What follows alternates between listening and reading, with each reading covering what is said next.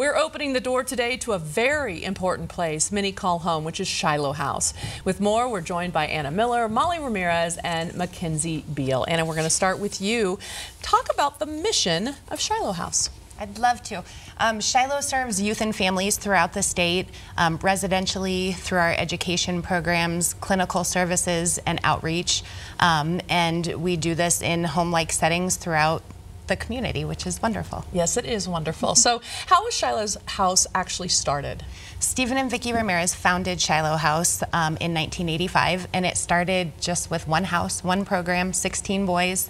And it's grown through the years. We have 5 different campuses throughout the state now. Oh, wow. Serving youth and families not only in Colorado but beyond. And like I said, 5 campuses, which is really important because it keeps the youth and families in their community so that they can be surrounded by family and neighbors. Absolutely, spread out all over, which is wonderful. Molly, let's talk to you. Share some of the programs that are offered.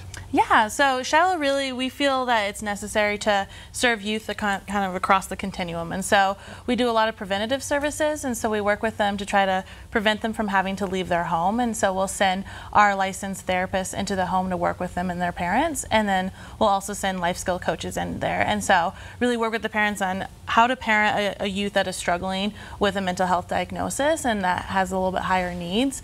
And then we have, like Anna said, across the metro area, we have day treatment schools that are targeted for youth that are struggling in the public school system and might need a little bit more individualized attention. So they'll come to our schools and we prepare them to go back into the public school setting.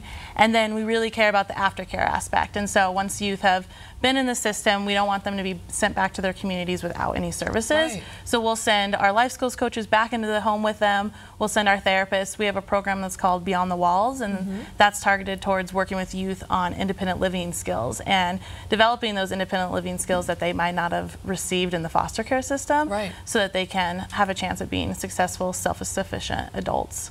So I have here too the therapeutic foster care and foster family recruitment. Is that different than what you're talking about? It is, okay, yes. So there's a huge need for foster homes and foster parents in Colorado. And what we've started is therapeutic foster care. And so it's really recruiting foster parents that will be equipped and trained just like our staff to be able to work with those youth that have a little bit higher needs than a typical youth that would be in the foster care system. Mackenzie, we have amazing viewers, and so many people I know may not have the actual ability to donate something themselves, but they want to donate their time.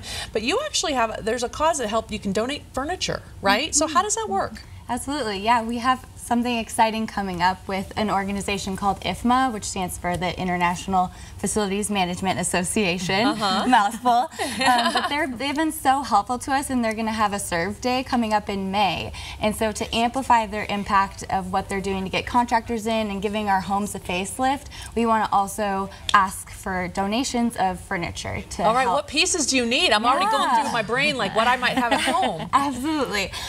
Well, specifically for this, we collect all kinds of things all year round. Anything that you can think of to have in your home, we need in our homes as well. Right.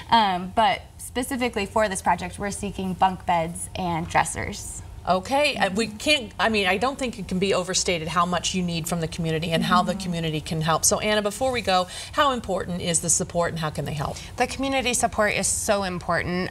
It's our motto, community, it's what we are, it's where we are. And whether it's a group coming in and preparing a meal with our youth and teaching them how to cook, or it's a contractor or a small business that can donate roofs or floors.